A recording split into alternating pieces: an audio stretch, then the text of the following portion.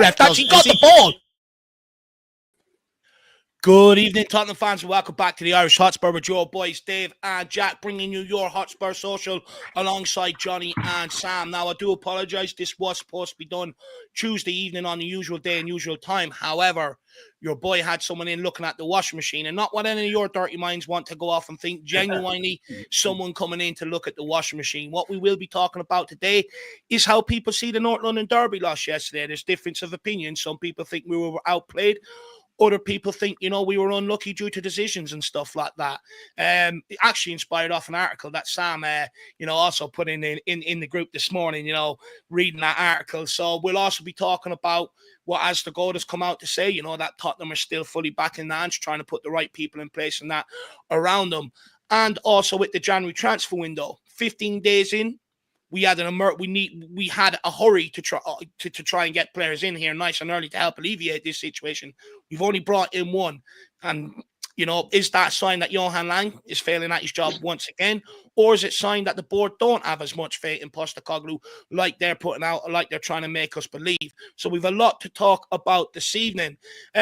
I won't bother going around asking everybody how they are. I think I'll just welcome people in the chat and we'll get straight into it, because I think everybody, looking by their faces, is all a little bit pissed off with what went on yesterday. Now, members that are tuning in, just quickly, if you go to the community section of the page, there is a section up there for you guys to get your questions in, and we will get them answered at the end. And all we ask for you along the way, guys, is just to smash the like button and get your chats in, and we'll bring them up, or as many of them up as we can as we go through. Let's welcome some people in quickly, and we'll hand it over to Jack, and let's get going. We have Gozo in the house. He says outplayed. ET says outplayed again. Why is Levy back in Ange's one and only useless tactic, but he sacked Nuno, Conte, Jose for less? Ange will relegate. Well, that is a question that we do have for tonight, my man. We have Eddie in the house. Good to see you. A bit of both. I don't know where I sit on this one, lads. PH family says there's no more excuses for Ange. He has to go. Not good enough. Scotty Hynam says big up to all. Come on, you Spurs. Big up, Scotty. Good to see you. Shane Town says, hey, Jack and Dave, hope you're both well. Don't know what to say about this club and our manager anymore. Worst Spurs team I can ever remember seeing, getting worse and worse, and Ange looks broken. Wilson 94, big up panel, being a really difficult day and in a deep depression after the game. North London Derby's becoming too one-sided and unacceptable. Our players need to understand what the derby means to fans. Absolutely spot on. DB says outplayed, scoreline flattered us. Couldn't agree more, my man. K32, hello Dave and Jack and all Spurs fans. Whatever about last night, I still love Tottenham Hotspur. We're going through a crisis now, but there are brighter days ahead. Come on, you Spurs. Spot on. Jason Bell completely outplayed, and yet with a bit of decent luck, we might have gotten a draw. We have True Fate says, yes, relegation is on the horizon. In a coma morning panel, 100% cult in.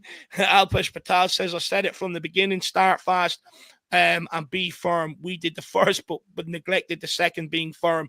A bunch of wet lettuce is what we ended up with. So disappointed. I think many people are with you. Chen Mehmet says it's a bit of both. Big up, Drew. Good to see you. Big up, gent. Sad to say outplayed. Barely laid a glove. Arsenal didn't need to do anything in the second half. Like a big brother toying with his little brother.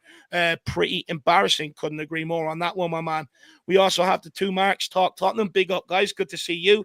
We have Tony in the house, who really expected a win yesterday with both centre-back, left-back, DM and goalkeeper missing. So Tony's posing the question to people out there. DJ AK, big up, lads, and panel. We also have Materio in the house. Good to see you in the house. Later this evening, we will be 16th. Yeah, we could be. You're absolutely spot on there. Woodsy Hotspur, big up the panel as always. Burb toss, halftime smoke, more players would be nice. Joe says the performance was worse than the result, which was probably expected if we are honest. Make sure we're not missing anybody here. We have John Stokes. Great to see you as always. Hopefully you're keeping well. He says Ange out and Levy out. We have Darius in the house. Big up Dave, Jack, Johnny and Sam and everyone in the chat. We didn't play the Ange way. Rooty Toot says, big up all, I need some therapy. So here I am. I'm not sure it's going to be much more therapy, to be quite frank with you. Beyond 72, Spurs going down under Ange. Cheers for show, lads. Working late. Big up there, Beyond 72. Hopefully you're keeping well, my man. We've got Joe in the house. When will fans realise that we're in a relegation fight under Ange, and these tactics injuries is a lame excuse caused by Ange's training regime? We've got this from Lupical. What annoys me most is they were there for the taking, but the players didn't believe in themselves or Ange or in anything. And I actually completely agree with that. And Foggy Foam says, big up, guys. It's really peaked. The everything game is massive if we lose the back and Ange has from the club. will be tested in relegation form now. And also big up Daniel Borden as well. Johnny Stokes also says, member for 35 months. Big up, Johnny. Hopefully you're keeping well. Hopefully you're parked up on the side of the road and not traveling today, my man. So big up Dave, Jack, Johnny, and Sam. Best podcast on YouTube. I really appreciate that. Very, very, very kind of you, John Stokes. Like I said, hopefully it's evening time. You're relaxing on the side of the road because I know you're a busy long haul driver, aren't you, Johnny? So big up. Well, maybe I've just made that up, but as far as I understand, you are. Big up, Johnny. And then we've got this from Paul Markey. We'll crack on. Says, can someone please explain to me what Ange and Johnson brought on again yesterday and contributed zero? He's a total waste of 50 million and space. Now, look, we'll go around the houses just quickly on this. It's not a question I have for tonight, but I'm pretty sure his name is going to come up at some point. Do you know what? I think people know mine and Jack's opinion, so we'll start with you, Johnny, and we'll get Sam in. Right. So what's your conversation before you leave the team out as the manager before the game? You know that Arsenal's strength for set pieces, corners, free kicks. What do you tell your players? Well, I know what I would be telling my players. Whatever you do, don't go into the back of them. Don't touch them in the back. Don't give them any. Do not give away free kicks. Do not give away any corners, any needless free kicks and corners. What do we do? 2 seconds into the game, free kick, corner, free kick, corner, free kick, corner. We couldn't get out the box. I actually don't think that was a good Arsenal team. They gave everything in that first 30 minutes, literally everything. And they were starting to get flustered. I don't think they're a great Arsenal team at the moment. I don't know whether it's the state of the league, but I think they missed Saka. They definitely missed Saka last night. He, for me, was the missing ingredient. And they weren't going anywhere. And when we got that goal, you could see that really rattled them. They were rattled. And yet, somehow, we had bad luck. There's no two ways about it. I was right in front of that ball. I was going mad. I've done my heart rate on the heart rate monitor. Got a warning when I went home that over the expected allowance. Right? It was a goal kick, obvious goal kick. It wasn't in the quadrant. Not only was it not in the quadrant for the corner, it wasn't even in the overhang of the quadrant for the corner. But it is what it is. You can't do anything about it. Then you got the mistake by Basuma. That is a victim of bad football. But the fact that we got caught out was Ange ball. There was no one behind him. Once he lost that ball, we were up shit's creek, really, without a paddle. And that second half, it was horrendous. Honestly, I struggled to actually understand what was going on. You take off Basuma and you take off Sarr, and basically you're playing with 3 10s in essence, with no pivot. You've got Bergvall, who was absolutely outstanding, right? I mean, if you could be outstanding in an effort like that, in a game like that, then fantastic. But what the hell was the rest of it? And when I came home, the shocking thing for me, the most shocking thing, was Ange saying he thought the second half we did a lot better.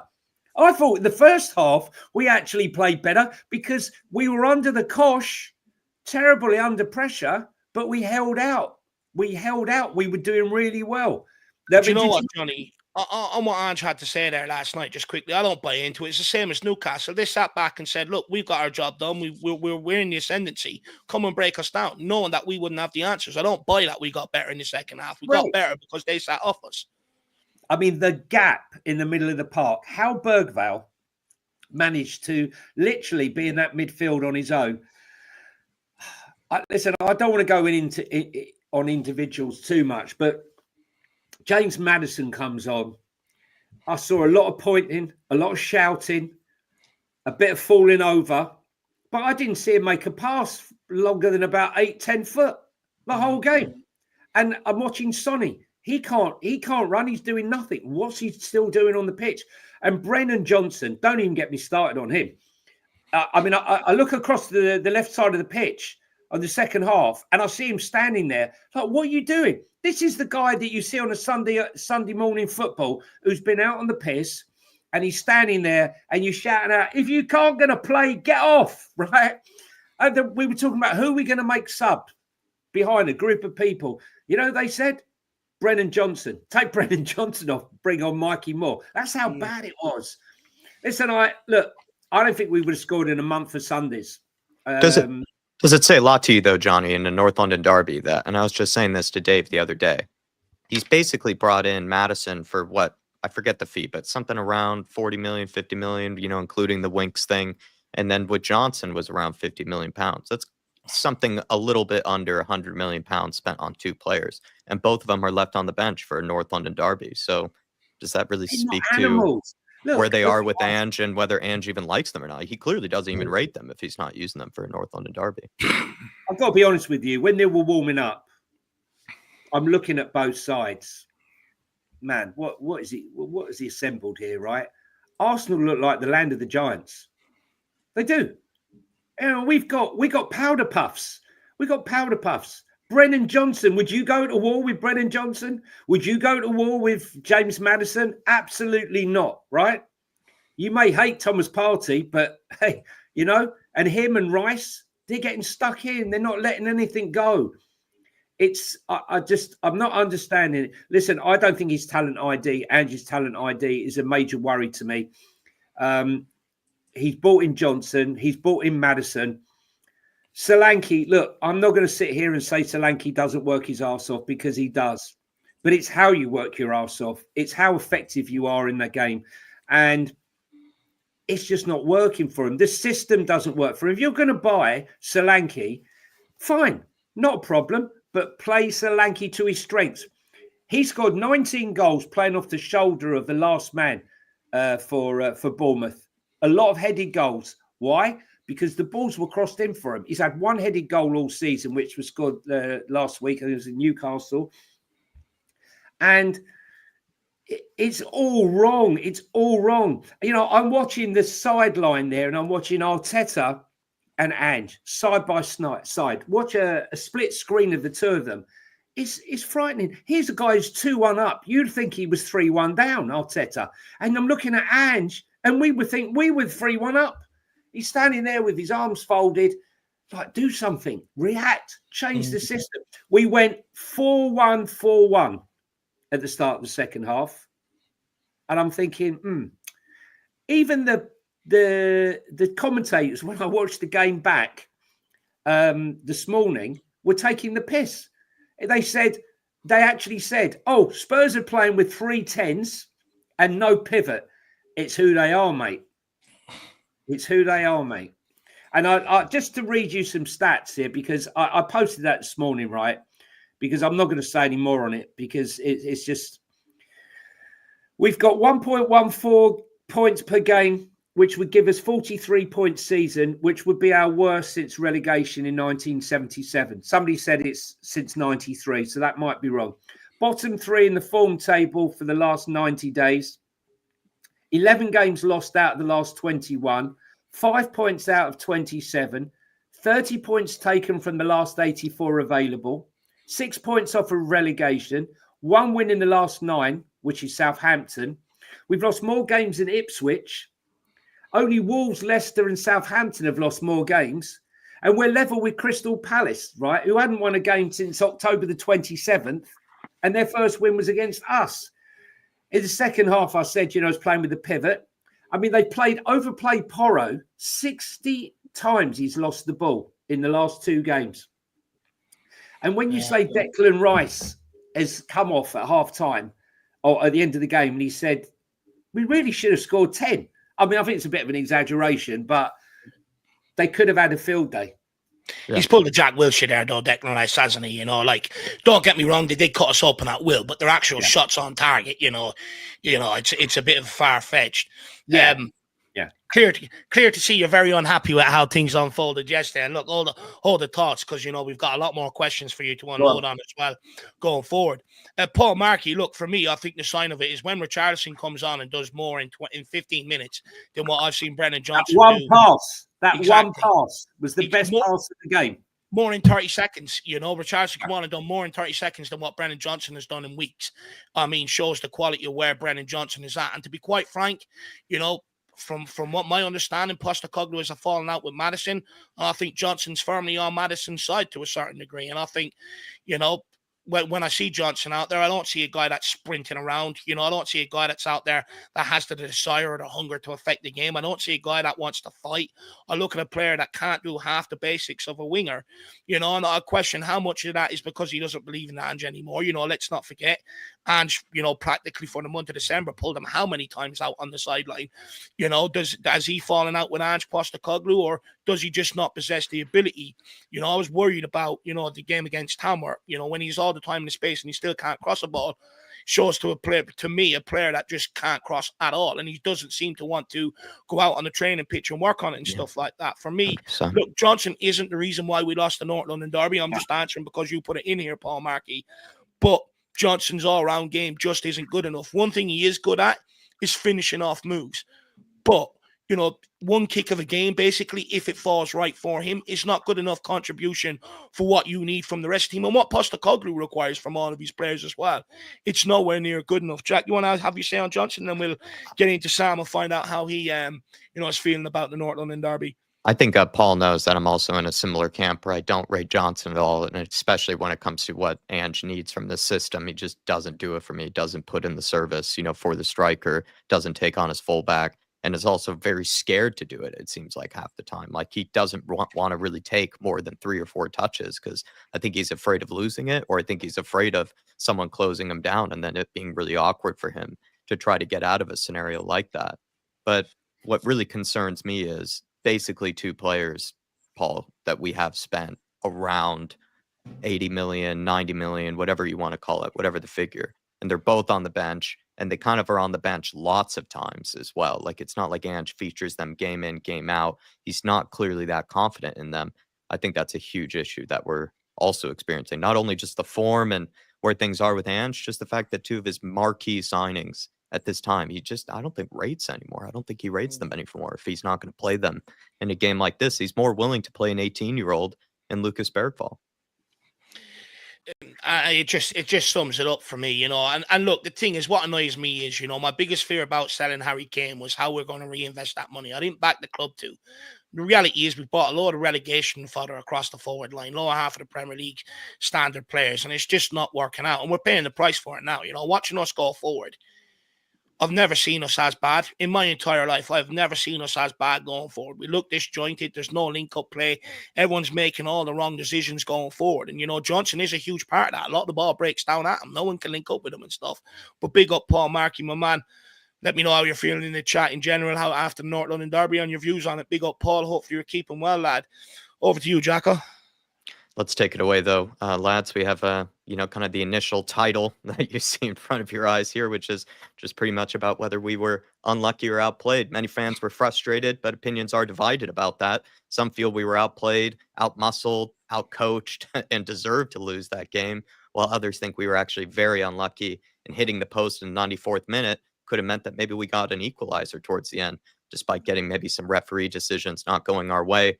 How do you feel about last night's 2-1 defeat? I think Sam hasn't said anything yet, so might as well go to Sam here. Sam, good to see you, sir. Thanks for filling in tonight. I mean, unlucky or outplayed? Well, first of all, good to see you, lads, and good to be on with a celebrity in our midst. Best friend.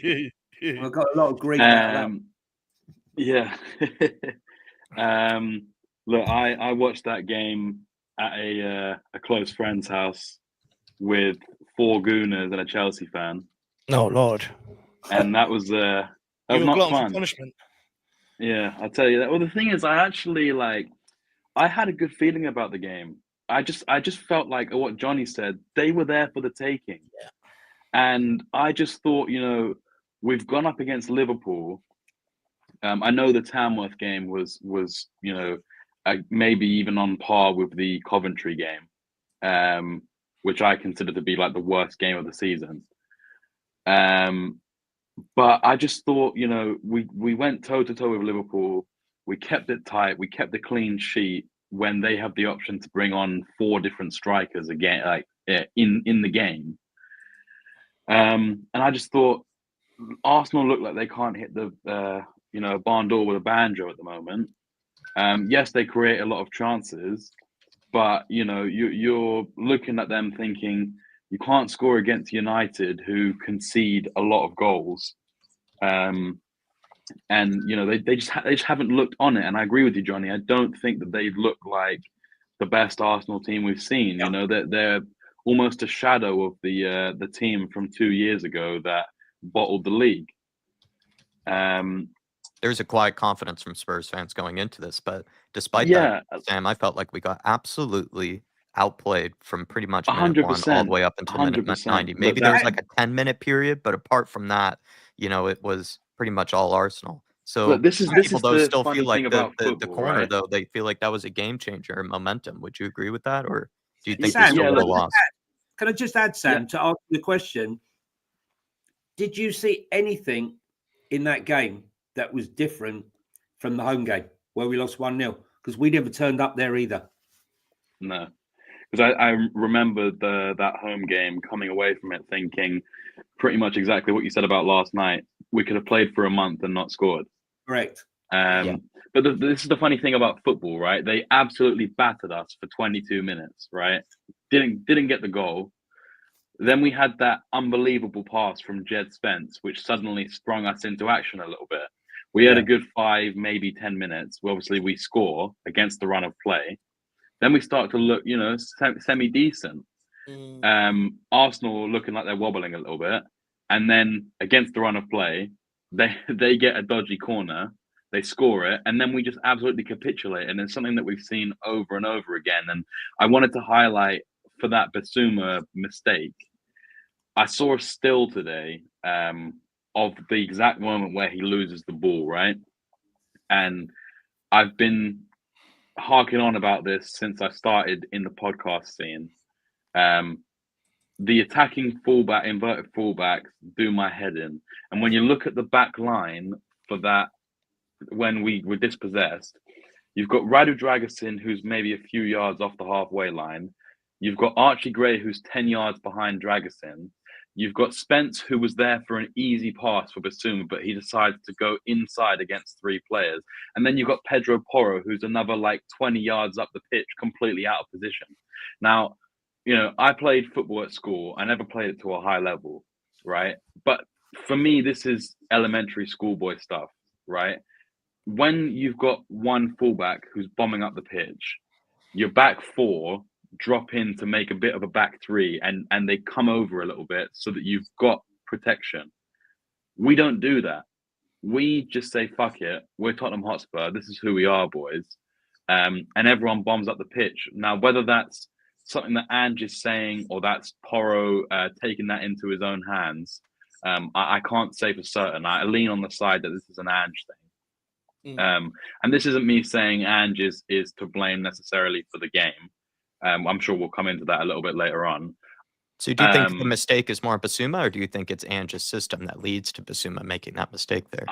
I think wholeheartedly it's Basuma's fault, right? If he just plays a simple pass to Jed Spence has 30 yards of pitch, completely uncontested, to get into the attacking third and make a pass across. Which we were having a bit of joy in the game, probably the only bit of joy we had in the entirety of the game. But then, yes, it does fall on Ange, because as I said, I just think that the system is not suited to the Premier League. And whether you think that's me saying Ange out or not, at the moment, I don't really care. And I saw a great tweet from Billy T, who summarized it perfectly, right? He said, only Spurs could make you angry about a game you weren't expecting to win. And I know I said I was kind of positive about the game. But that's been so true a lot this season. Admittedly, I didn't think we'd go into the game. I when you look at it on paper, that's our 31st loss in 32 games at the Emirates, right? I mean, in the league, that's shocking. That is shocking. So on paper, you look at it and think, okay, realistically, a draw is kind of the best thing that we can hope for. Yeah. So to go out there and just I saw one of the comments. I don't want to call out the name. I don't want to get it wrong. Said about we asked the boys to start fast and be firm, and he said that we only started fast. And I'm thinking, when did we start fast? Because as Jonny said, after 2 minutes, we gave away a free kick and then didn't get out the box for 15 minutes. It was embarrassing. Do you know what Go on, though? Dave. I just question what the game plan in general was from minute one. It looked like there was whatever they were working on during the Felt week. that They way. weren't able to execute it whatsoever. You know, and again, like Radu Dragosin from the off, and I'm not picking on the guy, but he's gone herring up the field with the ball. It's 2 minutes into a North London derby away from home. You know, what are you doing? And then he loses it and he's jogging back and then he scores straight away. And it's just like, Yeah, that was shocking. you know. Like my big question is you know, you look at that Arsenal players, and this is my belief on the North London derby. When I was growing up, and I think, you know, Jonny and Sam, you probably agree with me, maybe more so Jonny. I think Johnny's more my age. I don't want to put years on you, Sam, but you know, there was a clear gulf in quality between Arsenal and Tottenham, a clear gulf. But in recent years, I don't think that gulf is there. But I actually look at Arsenal players; they look more up for the derby, and that they have a more understanding around it than what Tottenham players do going into these games.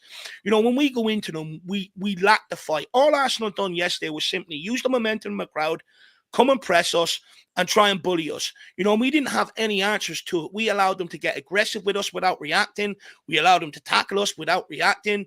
You know, anytime we in possession, you know, we weren't moving about, dropping into spaces like Arsenal players were to get on the ball and stuff like that. It was just a shit show from the off. You know, Kinski got caught, I don't know how many times, trying to play out from the back, and it's clear he's waiting for 1 to 4 players to be where they were supposed to be in what they practiced during the week, and it wasn't coming off. But it just looked like, for me, we were ill-prepared in all aspects, ill-prepared tactically, ill-prepared in what to expect going in there, ill-prepared in what this North London derby means to Tottenham. In so many facets, I just looked like we were completely ill-prepared. We were outplayed. I understand the arguments, and Kulu made it, you know, about the refereeing decisions. Kulu said after the game, you know, you look at the last couple of games, they could have been different if the refereeing decisions were right. Which I do understand that argument. You know, if we got that handball against Newcastle, we take a point. You get that right decision from the corner kick last night, you take a point. And all of a sudden, there are different conversations and narratives around Tottenham Hotspur that we are getting points. We're staving off relegation. You know, the league performances and results to a degree are picking up. If the refereeing decisions were correct, they have gone against us. However, my eyes also don't lie to me. We were outfought, outplayed, outrun, outbullied last night, not prepared enough. And no one's going to convince me that we were unlucky. Yes, Porro hit the post late on, but that's the only recent really decent attack we formed all game long. My eyes do not lie to me. So I understand when people make the argument, maybe we're a bit unlucky to a certain degree with the refereeing decisions, yes.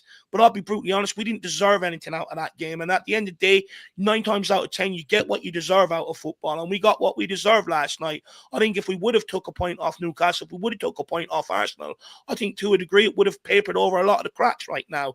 You know, people praise the spirited fight back against Newcastle, praise the spirited fight back yesterday in the second half. We didn't fight back. They changed the game plan at halftime. They said, look, we're in the ascendancy. Right. We don't need to leave ourselves open anymore. Sit back, because I tell you why, Son's off form. Johnson doesn't know how to do anything, and Solanke, that rules him effective, you know, going through the middle. So just sit back. Tottenham do not have the answers. So it's not even Tottenham fighting back. It's just teams changing their game plan, allowing us more possession, knowing we don't have the answers to break them down. And when you look at the way the North London derbies have been, I think they've won, 7 of the last 9? When that gulf in quality is dramatically decreased from where it was when I was growing up, there's no way Arsenal should have that one-sided sway in the North London derby. And it simply just comes down to fight. You look at Gabriel last night, the hunger and desire to get on that ball, even though it looked like a lost cause. Look at the reward he got. The hunger and desire of Arsenal players to turn the ball over, press us. The hunger of the Arsenal players. Even you seen the young kid at fullback, you know, near the end of the game, standing up for the fight, getting the crowd up.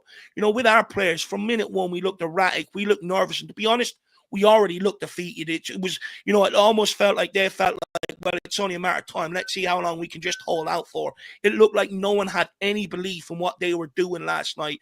And I also, to a degree, when you look at Postecoglou, although he's coming out and saying all the right things, He looks like a man that's also being beaten by the situation, to be quite frank.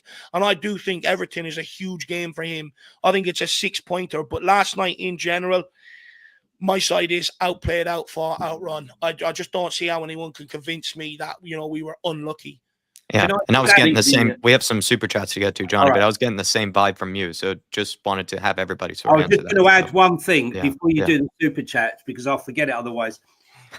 I have noticed, though, have you noticed that when Kinski arrived at the club, there he was, this fresh keeper with his own mindset.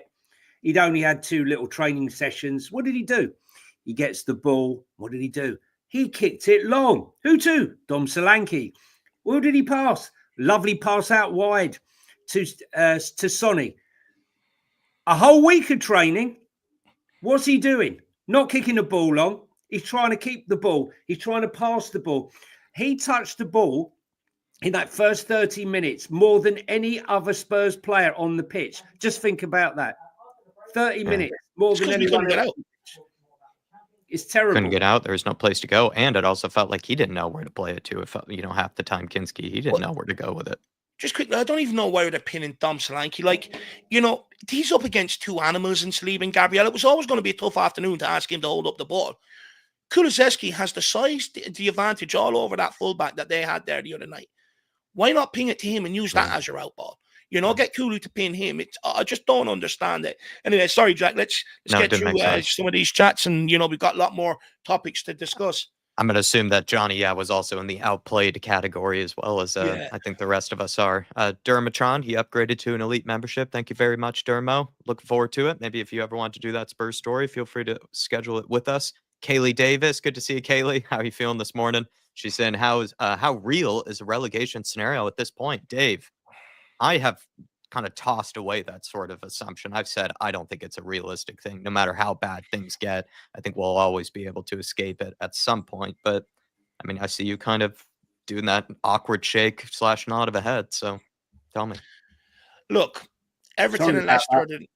Sorry about that. I just lost the. I don't know if you picked that up, but someone decided to turn the TV on while I was talking. I didn't hear it. It shows how good the new setup is, Johnny. I didn't even hear it. If that was me, you'd hear it.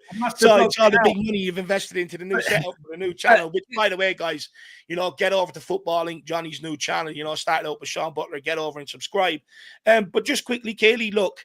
I think you've got Leicester and Everton and Leicester coming up as your next 2 league games. They're 6-pointers. I think even if you lose one of them, we're only 8 points above relegation. All of a sudden you're getting dragged into it. And to be quite frank, we don't have the characters, we don't have the experience, we don't have the goals in the forward line to pull ourselves out of it. So, I think it's a real possibility if the next 2 games go horribly, horribly wrong, Kaylee Davies. Big yourself up. 100%. Moondog says, Ange out players out, and my dog can do one too. Look, hopefully Charlie's birthday wasn't too sour yesterday, or didn't end on a sour note with the North London derby. Hopefully, he's young enough to be able to separate a good time and football, my man. But big up, Moondog. But look, still got to do this, Moondog, before the game, and I tried to do it after the game. But yeah, like Dave said, hopefully Charlie was still able to enjoy whatever was, scheduled in the birthday. Like I said, you have to have the cake organized, the takeaway organized to make things better. Got 2 more chats, and then I have something from Drew Zilla to throw back at you. Sorry, Johnny. I was just going to say, what amazes me is that when we think about the past and what managers have been sacked for, when it looks like Europe could be, in jeopardy, and Harry Redknapp was sacked when he was in 4th place. We're looking at a manager that is 11 points off a 7th. 7th, right? 11 points off a 7th. And to you anthropologists out there who want to talk about injuries, right? Injuries. Bournemouth, who sold us their best player, who didn't have any money, who was struggling for a bit of money. They have nearly as many injuries as us, and they're 10 points clear of us. Or you can quote Brentford, right, who have got no budget at all, who buy bargain bucket, who have, I think, exactly the same injuries as us, maybe one less, who are 4 points clear of us. So when you talk about injuries, I don't want to hear it, because what they do, they set up per game. They try to contain them. Look at Man United when they played Arsenal. 10 men, What do? They reshape themselves. Yeah. 5-4-1, 5-4, 5-3-1. They changed the shape. This guy is never going to change. That setup last night was bamboozling. And, I'm questioning it. And I was thinking, maybe I'm overcritical. And it was only when I watched the second half. I didn't watch the first half. I got to be honest with you. When I came back, when I watched the second half, they were in agreement. In fact, I think they were harsher. Rio Ferdinand. Yeah. He was just saying, it's not sustainable. Yeah. It was absolutely, we were all sitting there on the watch along even last night. It's like, what's the game plan? What's the outball? Surely they expected Arsenal to come and press us, and try and use the momentum of the crowd. So what have we done to navigate that, to say, right, this is what we're expecting, this is what we're going to do? It was, I was struggling. I absolutely concur with your thoughts and Rio Ferdinand's in general, on that. But, look, let's get into Ange Postecoglou, guys. We've got a couple of super chats here from Dermot back to back on Ange Postecoglou. Mm-hmm. And then also there's one from Drew Zilla that we need to give to you as well, Johnny. So just hold tight there on Solanke. Yeah. Dermot says, I have always been Ange in, but after last night, I am now Ange out. Spurs have broken me, but Levy must take the blame. Thanks, Levy, for that. He also goes on to say, he also goes on to say, also, I get called, I am in a cult for backing Ange. I never seen such a divide over a manager. Last night, no passion, no nothing.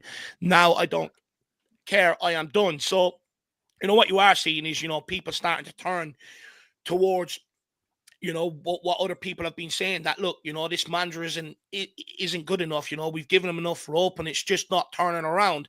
And look, I've also said last night myself, I think, the Everton game, I think, is huge for him. I think he's got to win that, or, I'll be turning to the case. Look, as much as I don't think everything is his problem, is he doing everything he can to help the problem right now?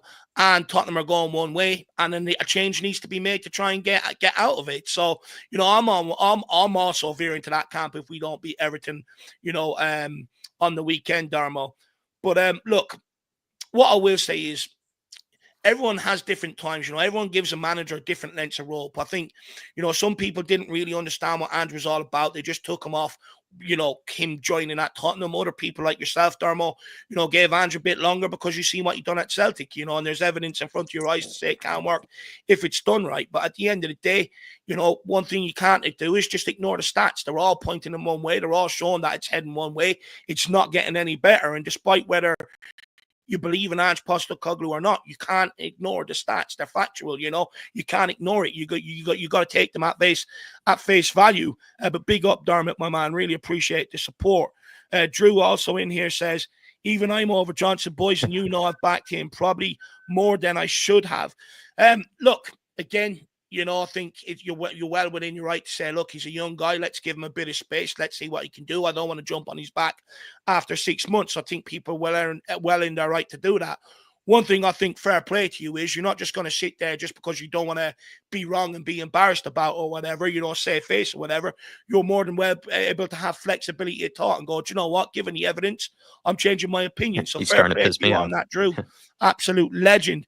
But he also follows up, Johnny, and says, I love Johnny, but Solanke only has only has 6-headed goals in the Prem. So I'm not even sure putting more crosses in would help him at this point. I'd like to see that stat, Drew, unless he scored, because I can picture at least 3 Bournemouth goals just off the top of my head last year, headed goals, should I say, and he scored 1 this season. So am I picturing nearly his whole headed repertoire? And if that is the case, why the hell did we pay 65 million? And let me tell you, for all you Ange apologists, yet again, this is the guy that Ange demanded. Didn't want anyone else. I just want this guy. This is the guy I want. Now, I'm not saying his work ethic is wrong. He works like a dog. But I need more than that, I need more than that. For 65 million, forget the Brit tax, For an extra 10 million, you could have had Gyökeres. Just like I would never have bought Brennan Johnson, I wanted Brian Mbeumo. And that's when he wasn't even banging in the goals. That was just when he was tearing up the flanks. That was when his finishing wasn't as good as it is now. I wouldn't have bought Solanke. I wouldn't have bought him. I wouldn't have. Madison was a touch and go, but I certainly wouldn't have had Timo Werner. I don't think his talent ID. I don't think his talent ID is great. And I'll ask the other question, guys. I don't know what you think, Sam, Jack, Dave. Two things. Should the board give him the money? Right? And even if they did give him the money, which I would question giving him the money, who in their right mind, who's an agent of any of the players Spurs are interested in, would say, you know what, guys, 100% we've got to get down to Tottenham. Why would you come to this club? There's two reasons here. You can say the main reason is, oh, you know, it's where we are. No, one of the reasons is if he gets sacked and you come to the club and the next man in doesn't want you, you could be stuck in the club for a year or two, not getting any game time. So let's hold fire. Let's hold fire and see where we are in the summer. Let's see where this club is in the summer. I would not be advising any of my players to go to Tottenham right now. I really wouldn't. Yeah. And then as well, yeah. Did you have something to say on Slanky? I was just going to answer Johnny's question about whether we should back Ange in the transfer window. I think there's two things that I like kind of feel about it. Maybe okay. I'll ask a quick sort of. I want you to clarify one part of the question. Are you saying like buy players that he wants to, as in back, or are you saying buy in players? Right. So I've always said you never back a manager 100% because based on the fact that a manager only lasts on average 18 months, that wouldn't make sense because you would have a perpetual changing in and out. So I believe what this club hasn't been doing, we haven't stuck to an ethos. Attacking manager, defensive manager, attacking manager. So your squad is never in sync. So if we are saying from the day forth that Conte left, this club will always be an attacking club and we will always play attacking football, then the players that you sign from that day forth should be with an eye on an attacking setup. So whoever the manager that comes in, that should be the case. So I would be buying players with that in mind. It doesn't necessarily have to be. It was a player that would add to the squad and make the squad better, but it doesn't necessarily have to be one that Ange has demanded. Because I don't personally think his talent ID is great. I really don't. Well, so I would throw this out there, right? We had the win now managers of Jose and Conte, right, with all of their trophies in there in the locker, right? And I'm not doing down Ange's trophies, but you know, Conte and Jose have won top leagues, and obviously Jose's won the Champions League. So they're a little bit more. They're looked on maybe with a bit more fondness than the likes of like a Scottish League trophy, for example, right? Now, those managers, you know, let's look at Jose. He wanted who did he want? He wanted Skriniar. They got him Joe Rodon. Yeah. You know, look at Conte. He said it was a club signing Jed Spence. So they've never, in my opinion, backed a manager with the players that they specifically want. Maybe, you know, I don't necessarily 100% buy into the narrative of all these players that Ange has got is what he wanted, potentially. And but it's not the way the club model is set up, though, is it? You know, to give a manager the yeah, exactly. So my point is sort of like, yeah, no, of course, but my point is like the club have never given these players these managers with European pedigree anything more than club signings. So I don't necessarily see the change. But with Ange, I do wonder if, because I've seen stuff online where people are saying, you know, Ange had lists and you know, the way that the club works, they offer him second, third, fourth, fifth choices. So I'm looking at it wondering if, you know, we're bringing in players like Timo, for example, what the hell was the quality of the other players that Ange has thought Timo is the best pick of the bunch to bring in? Yeah. He selected a section. So basically what will happen is he will say, I need a RB, winger, what have you. Right. They will present A, B, C. Yeah. And then he will say, look, I want C. This is who I want, right? This is who I want. Of the ones that you presented me, this is the one of all of those. This is the one I would be happy getting, right? I think Ange, I think Levy has backed Ange more so than many or any manager that I can think of. He's certainly been backed more than Pochettino, Conte, Mourinho that I can see with the players he wants. But there was a comment just now. Why would you sign Dragusin, who's played in a back three and a low block, and then play him in a system where he's playing in a high line, right? But that's on the club, though. That's not on the manager. Like the manager's never. Yeah, which ones do you put on directors of football? Which ones do you put on managers? The thing is, the way the club model is set up is, I'm parroting Johan Lange has alluded to it. Johan Lange in his latest interview about what he's here to do, he's clearly stated, I work off the club's directive.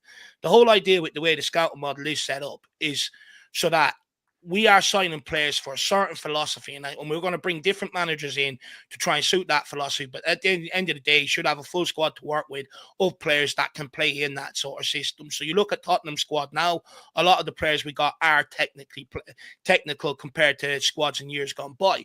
But also, when you factor in the money that we spent on the data-led scouting, we're never going to go after the right quality of player to come in for the here and now, to be able to help the manager here and now. They're going off. The reason why they bring that in is because they want to operate like Brighton, where they're pulling on Brentford, where they're pulling all these gems in for cheap money.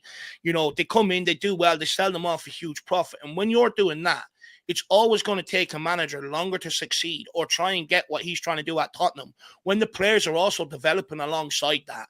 When you're not bringing in players for the here and now, which is where we got the balance wrong in the summer, you're not helping the situation. You're only making it worse. So we've done a lot of good youth recruitment, but in the summer we needed to follow up with some players that were experienced, ready for the here and now. And we already heard Postecoglou talk about the lack of experience, the need for experience and stuff like that. So I don't buy into this notion that Postecoglou has had his say on every single player that's walked in here, because even if you go back and look at an interview that Gabbanini done when he left Tottenham, he said it was him that pushed the club to go and sign Van de Ven. There was other people around the club that didn't really want him, but he said, no, go and get him. So it's not all on Ange Postecoglou. I think people do have to understand, whatever manager we bring in going forward, they are here as a head coach. That's why we changed the manager to a head coach, so that they don't have to say in these sort of things. That's why we reduced their job title. Their job is to come in and get the best out of a group of players. They might get some say in recruitment, but they might get one or two players to help what they need. But apart from that, the club are always going to look after their best interests. It's the way the whole club has always operated, and it's the way it's set up to do. So, I agree with you, Johnny, when Postecoglou has got good, sufficient backing. But we also needed to rotate more or less the whole squad, so that's where a lot of that comes around. But he got rid of a few, didn't he? Have we backed them the way we could have in the summer to help push on and meet his ambitions, which were to deliver trophies? We didn't. We brought in a load of kids for him to work with. And the fact that a lot of the deals were done late shows to me we couldn't get the targets we initially wanted in the door. How ironic is it that the very players that everyone's bemoaned, the kids, the players that Ange would never have played bar injuries, are the only shining light at this club at the moment? How ironic. Archie Gray, Bergvall, Jed Spence. Jed Spence not even deemed worthy to even get a second. So that, for me, says a lot, because we started the season with more or less exactly the same players that finished the season last season. And a lot of those was, Fabio's signings. You can't blame him for everything. And as we said, a lot of this comes from the top. But you know what, Johnny? This is my biggest fear, right? I get people, I've been out there a long time saying Ange isn't the man, but I almost feel it's getting to the point where they're putting everything on Ange Postecoglou, even down to all the injuries. And I think, it's clear, it's not working out right now. It's very clear to everybody. No one could dispute that. No one could debate that. But I do think, in order for us to sort of move forward so that we can, try and help these managers out properly, I do think it is important to separate what is Postecoglou's problem and what is a club issue, so that when the next guy comes in, we can have a full understanding what we're asking the club to do by these guys, because I worry that we're getting to the point where absolutely everything that goes wrong is being blamed on Ange, and it's not beneficial, because the reality is once he gets sacked, people will start talking about some of the other problems that other people are already talking about now. But tell me something. Vicario was brought in. Improvement? Hell yes. Destiny Udogie in their first season? Brought in. An improvement? Hell yeah. Mickey van der Ven? Brought in. Improvement? Hell yeah. Madison in that first year? Brought in? Hell yeah. Right? So what I'm saying is, I can't listen to the fact that the guy hasn't had an improvement, and he hasn't had these players who were designed to improve the squad. The fact that he won't rotate, the fact that his system puts stresses on people in their recovery runs. I mean, why the hell did he, having Destiny Udogie, who had a quad operation, come back and thrown into the squad without any pre-season? Why did Mickey van der Ven get thrown back into the game, knowing full well that the guy was nowhere near ready to play those games? And we all knew it. We're not medical team, but we all said it. We all voiced our concerns, and yet he played him. Or what about Romero, who got injured and they allowed to go to South America? He came back, played a game. We thought, well, hang on, how can he be playing? He went off injured. He played, and now he's out for weeks. There are decisions that are being made within that club. Now, whether it's, well, listen, Ange at the end of the day is the one that gives the green light to say who plays and who doesn't, right? No, look, 100%. They're lying. The players may be lying. Maybe the players are cheating. I don't know. But no, look, there's a medical team of assessors who say, red zone, this guy can't play. And Ange says, well, fuck that. I need him out on the pitch, because that's what it looked like with those two centre-backs. Look, I hear what you're saying. Look, the Romero and the Van der Ven call was a gamble against Chelsea, right? He took an absolute gamble. That's on him. That can't be put on him. The Destiny Udogie one, to a degree, he's already sent Reguilon out and said he's not part of my plans. They never brought in another left back this summer.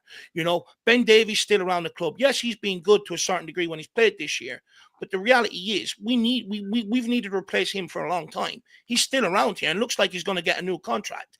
There is issues that the club didn't address coming into the season that hasn't helped them or hasn't helped alleviate some of the problems that were exposed last year, holes in the squad that they didn't fix this summer, and we are paying the price for it again this season. And at the end of the day, yes, Reguilon looks all right now, but at the end of the day, you're asking a manager to put faith in a guy that he's already deemed not good enough. He shouldn't be put in some of them positions, and I do think there has to be recognition of that. Now, we'll let you have your response, Johnny, and then we've got a couple of chats that we'll get to, and we'll get Jack in. Cutting off your nose to spite your face, right? When you're the manager, sometimes you have to make sacrifices, right? For the greater good, okay? If I've got no goalkeeper and I've got what, my goalkeepers are all gone down, I've got one goalkeeper, what am I going to do? Pretend I don't have that other goalkeeper and put a right back in goal? No, I'm not. Like, this is where people say, he's got to make it work, but he is trying different things, just, it may not be the players that people want to see play there, but he is trying different things though. And at the end of the day, there has to be a realization at Tottenham Hotspur. We can't keep going on asking managers to chop and change to cover up the club's weaknesses. Has to be realization going forward. If you want to compete on all four fronts, you have to build a squad to do it. Otherwise, what are we doing here? You're never going to compete. And when you're not building a squad, and this hasn't just been a Postecoglou issue, this is a Jose and a Conte issue. You're not building the squad to give them a chance of success.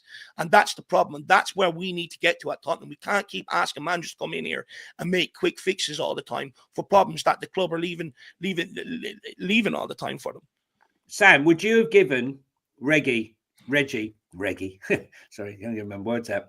Would you have given Reggie, bearing in mind that there was no other left back, would you have given him 15 minutes, 20 minutes towards the end of a game just to see out a game? Are we saying that a guy who played for Real Madrid, Atletico Madrid, Man United and Spurs is not trustworthy enough to play 15 minutes so that a guy can take a breather who needs time out? Because it didn't happen. And what happens? Lo and behold, he's out for 6 weeks. Yeah, look, I mean, I'd be hypocritical if I went back on some of the stuff I've said about Reguilon. One of the things that I said was sort of, I remember saying, I remember when he came in and he started, and we were all terrified that Real Madrid were going to come in with their 30 million buyback clause. And then it got to a point where we were all like, well, at least myself was thinking, God, I wish they'd come back in with that 30 million buyback clause. But I get what you're saying. Like, he's a left-footed player, and admittedly, my dad made the point earlier, even yesterday, when he took off all the defensive midfielders, and yes, Basuma was having an absolute shocker, and that is a massive statement to Basuma to say basically, we've got to take off Sarr, who was also having a shocker but was booked, so that can be used as an excuse. We've taken off our only other defensive midfield option, and we're taking you off as well because you've been absolute dog. I kind of thought that, considering you pretty much knew, and Arteta did what Arteta does, which was bring on 5 defensive-minded players as his subs. You knew Arsenal were going to sit back once they had the lead in the second half. So I thought that Ange might bring Reguilon on and push Gray into midfield and play Spence as the centre-back, so that you had a natural left footer on the left side who can actually go on the outside of Arsenal, because they were obviously, they basically play 6 centre backs. So to go on the outside and actually whip a ball in, and we might not have whipped in enough balls yesterday, but when we did, we actually had a decent chance. Like the ball that Spence played in the first half to Solanke, that Gabriel, with the sliding tackle, just about saves a certain goal. We could have had more of those kind of balls. And as much as I think that Reguilon's delivery leaves a lot to be admired, like I think his final ball is terrible. He got 3 assists at Brentford. Reguilon is a lot better at a final ball, I think, than the rest of our full. Exactly. And I think that he would have offered us something. So to your point, yes, it is crazy that we've had no left back defensive cover other than Spence and Reguilon. And Spence, who, as we've said before, arguably saved Ange's job with that Coventry game, and also was one of our best looking players in pre-season. I know it's pre-season against lesser opposition, but if you're not going to play Spence there, then to not play Reguilon and have a semi-fit Destiny Udogie, who's already had 2 injuries this season anyway, it's ludicrous. I understand that from a fan's point of view. Just quickly, I'm going to have a quick retort, and then we're going to let Jack take a few super chats and get his opinion out, because he has been quiet and nice and patient. But look, from a fan's point of view, it seems simplistic. It seems ideal to do. But, Conte also ran a certain amount of players into the ground. So did Jose Mourinho. A lot of them also deemed Reguilon not good enough. Jose Mourinho, Conte deemed Reguilon not good enough and stuff like that. But here we are still a few years later going, Ange should be using them. I do think there has to be a recognition that, in order for a manager to come in here and bring success, you have to do what he's asking you to do. Now that things are going wrong, all fans are going, he should be using Reguilon. But should we not be asking why the last 3 managers have also deemed Reguilon no use to what they're trying to do? You know what I mean? I do think there has to be that understanding around it. And at the end of the day, if you want a manager to work out at Tottenham, you've got to work with him, and you've got to try and get him what he needs and stop going, Well, we bought Reguilon 5 years ago. I know he hasn't played under any other manager, but you got to make it work with him. Can't keep doing that, guys, at this football club. We sit here and talk about wanting trophies and stuff, but then we're begging Postecoglou to use a guy that was deemed not good enough 3-4 years ago. If we want to win trophies, we should also recognize, okay, fair enough, it's not working out with Postecoglou, but we should also recognize that the next manager can't be put in the same position where we're going around in the same circle. You've got to demand a lot better. You've got to demand more in that. But look, I've had my say, Jack. We'll get on to you. We'll let you have a few say on a few topics that people have put in here, and we'll crack on again with one more. Yeah, Paul Markey saying it comes down that too many of our players have no hunger to win or heart about the club, happy with their contracts and pay packets, perhaps an attitude issue. It feels that way with some of the recruitment. Like, I'm not really, again, that keen on Johnson. I don't think he really gives his all in a lot of the games. He seems to sort of pick and choose when to run hard, when to chase down the ball, when to press with any sort of enthusiasm. Madison, I think, works a bit harder, but I also wouldn't say he's exactly really a grafter or anything like that in the team, or it doesn't even seem to inspire many leadership qualities. And sadly, do you say that with the majority of the team? They don't really seem to strike as guys that when things do get tough or when things get difficult, when you're losing games and somebody has to sort of be vulnerable, somebody has to sort of stand up and just be brave. Very few players seem to sort of strike you as that type of person that kind of just seem to operate within their cliques or kind of just seem to get along, on a very sort of friendship type of level, but nothing more than that really on a professional type of attitude. And just quickly, Dave, too, I think Tyler mentioned this, you mentioned this. Feels like in a lot of the North London derbies, it kind of seems to mean more to the Arsenal players than it has done to the Tottenham players. The Tottenham players for a while now have kind of not really shown, that sort of hunger or that desire that you would expect in these type of derbies. Whereas you wouldn't exactly say that with the Arsenal team. Even when they've had some pretty shit squads to pick from, they seem to put more into these derbies. Artist T saying we're 18th in the form table, below Wolves and Ipswich, sorry. So is he saying in the form, of like the last 10 games or something like that, basically? Current form, basically, this season. This season, I think, in general, maybe the last 10 games. But, look, there's a lot of stats banning about, the form that we're in, Jack. It's hard to know the bite-sized sample. But, when you look at our form this season, it hasn't been great at all.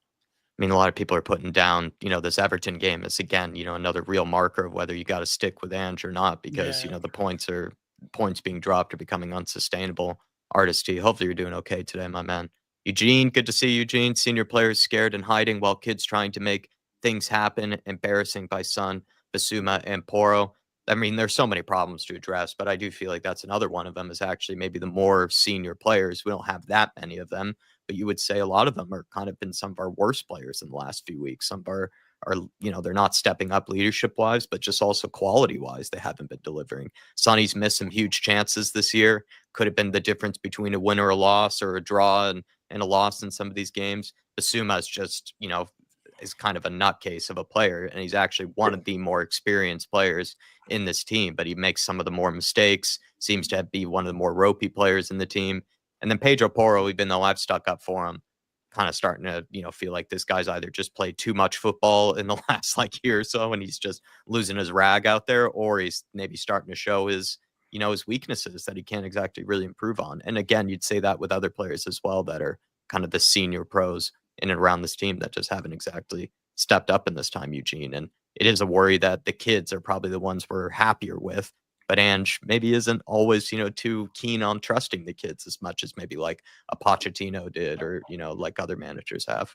And then also as well, I'm not sure the name, but Sklur Wage saying anyone starting or stating Ange out without proposing a realistic alternative is blowing hot air. Prove me wrong. I don't think it's up to the fans to come up with an alternative. I think fans are allowed to voice their frustration with the manager, but it is a good clapback. Dave, I mean, I kind of disagree though. I feel like if you have frustrations with the manager, you're allowed to voice those. It's not like you have to know a broad spectrum of European managers to then replace him with. If you feel like he's not doing a good enough job, then you're allowed to say that. You don't always have to have a replacement. You're not the one even making the replacement. No, look, just give him your list. No, do you know what it is? Look, first of all, I appreciate the clapback and I appreciate the difference of opinion. This is what we're trying to cultivate over here. Everyone can have difference of opinion, but still be nice to each other at the end of the day. So, fair play to you for bringing a bit of balance to the conversation, my man. Look, I do agree with Jack, and at the end of the day, look, we can sit here, we can all have our ideal candidates. At the end of the day, it's the club that's going to hire, and we have absolutely no say in it. It doesn't. You think Daniel Levy is going to be sitting here listening to what Johnny's going to put forward as manager, what I'm going to put forward to manager, what we are talking TV or Last Word on Spurs? Of course they're not. They're going to make a decision of what they see fit. So, at the end of the day, them putting a list of managers together, I'm not sure what it sort of achieves or what it helps, at the end of the day, to be fair on that situation. Okay. I'll give you a list if you want. I'll give you a list if you want. If you're proposing a realistic alternative, how realistic is realistic? I mean, if you're going to say to me, who's going to come to Spurs, that's not realistic, because who would want to come to Spurs right now who's in a job? So that would rule out Areola, Silva, probably like you said, any good manager in a job would probably not come. Yeah, so I propose Sam Allardyce. I think it's a solid solution. And if he's not available, Neil Warnock. I think what I will say is, I do Sam agree Allardyce with would enjoy the Tottenham wine bar and the cheese. I do agree with you in terms of, like, I'm worried with, what sort of manager will come to Tottenham Hotspur, because, we are a graveyard killer right now. If anyone that's on the rise, I would be turning down Tottenham Hotspur, quite frank. And that's probably where Postecoglou went wrong, actually. Probably should have turned down Tottenham Hotspur, and he probably wouldn't be in this predicament. Jamie McDonald become a new YouTube member. Jack, what one did he get? I think you picked up a Flat Cap membership. Thank you, Jamie. And also saw you put in a nice comment, earlier in the chat, just nice. About the state of things and whatnot. So thank you, Jamie. Good to see you in the house. And then Jerome, getting to you now, Jerome, saying Ange can give the green light, but they have to go through a whole plethora of medical team kind of decisions before they're even allowed to play. Hence why the club is now recruiting new medical staff. I mean, there's that as well to consider, right? As much as Ange maybe might have played a part in pushing them to play, this medical team has never been reliable in any decision it feels like they've made, from either recovering a player from injury or even when they've given out the dates of returns. It's either they return 2 weeks too early and then they get injured straight away, or they come back a month late, and you hear about all the setbacks that they go through as well all the time. I mean, I feel like Giovanni Lo Celso's shin bone is buried underneath the medical team, kind of floorboards. But what do you think, Johnny? I mean, medical team bears responsibility too for a lot of this. Yeah, 100%. I mean, look, they are looking for some new medical people. So if anyone out there knows anyone, give the club a call. And of course, no medical experience necessary. We're starting from bare minimum. Yeah, no, you don't need to have any medical experience. Just wing it. Somebody else up at the club is winging it, obviously. No, look, and it's part-time. You're dealing with, imagine you have a stable of multi-million pound, the Aga Khan or whatever has got a stable of multi-million pound horses. Do you think he's got anything but the best vet in the world, or in Britain, or wherever they may be, looking after those horses and the best teams? No, they're pampered within an inch of their life. We seem to have, I don't know what they do. Is it the local GP they're bringing in? I've got no idea. But, we should have a job and a position that no doctor or no medical team would ever want to leave, because it's such a great job. If you're paying someone 150 grand a week to look after, why can't, and you've got lots of them, multi-million pound players, why can't you pay someone 5-10 grand a week, to go and look after, get the best there is to look after them? Use state-of-the-art equipment. That's what should be happening. Should be advertising in the local directory for bloody medical team. I think it's more a bigger concern when you see a lot of players, and I think there are a couple of examples off the top of my head. I think Richarlison has been one. I think Emerson at one point was one. I think Kane was one, who have sought medical, basically like advice or like medical procedures from people outside of the club, and have like gone out of their own way to like fix their own like chronic issues. Like Kane had chronic ankle problems. Yeah, that guy from Canada that used to fly in to help him out with his ankle. He got as far away from the medical team, in order to fix those issues for himself.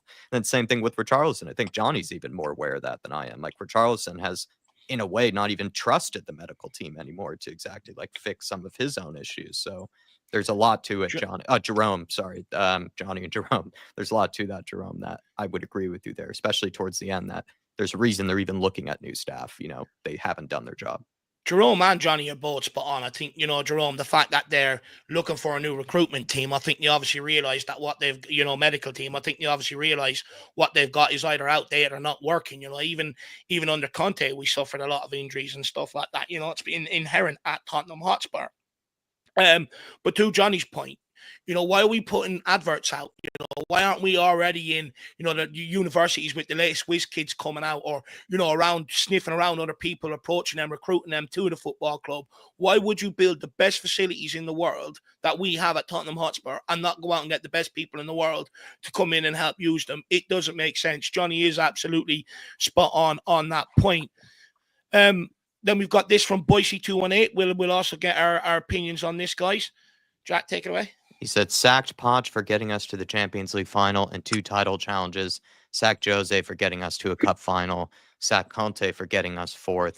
Yet fans are happy with Ange with where we sit in 13th spot. It's a disgrace. I mean, Boyce has done an excellent job here, Dave Boise, of basically bringing up one of the questions that we already had lined up tonight. Add Redknapp to that. He got sacked in 4th place.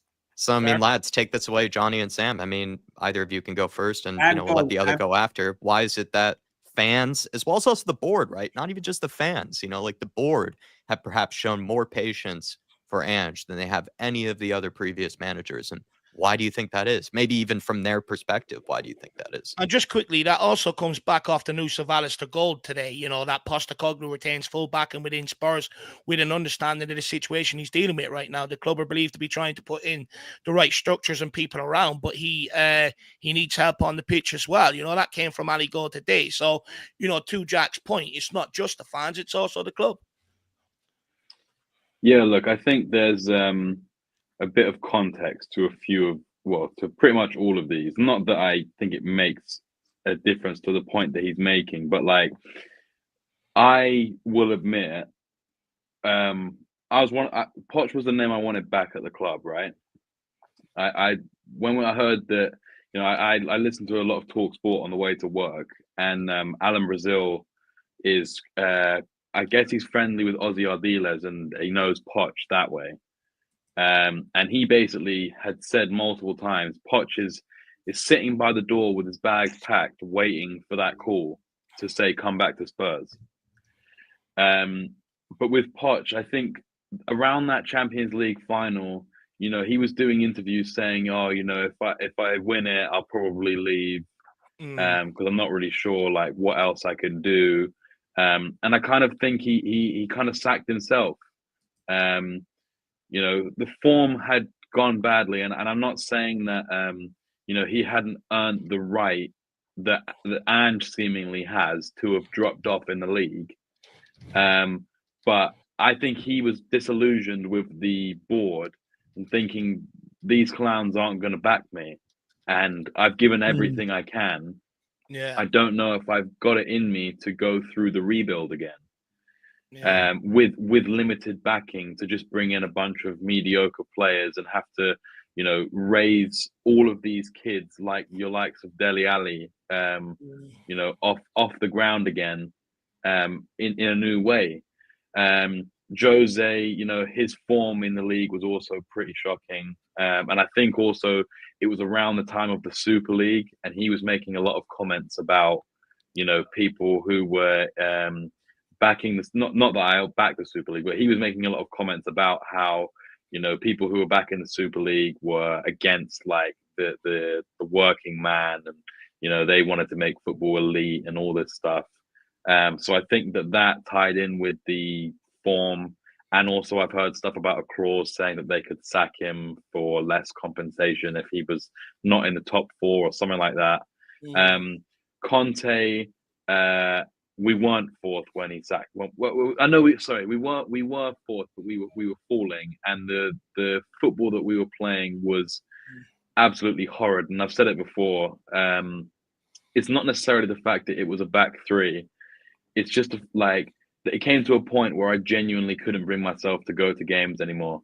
To travel for an hour and a half there, an hour and a half back. I know that, there are people who are traveling further than that to go to games, but I just couldn't do it. I couldn't give up my weekends and my midweeks to go and watch absolutely awful football where you hope to score in the first 10 minutes and then sit back for 90 minutes.